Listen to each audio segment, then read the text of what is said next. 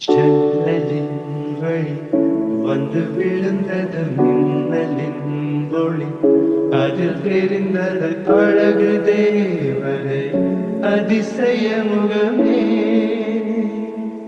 ஆஹா நீ போலி நீ எழு, இரு விழிகளும் தீக்குச்சியேன என்னை முரசிட கோடி பூக்களாய் மலர்ந்தது மனமே.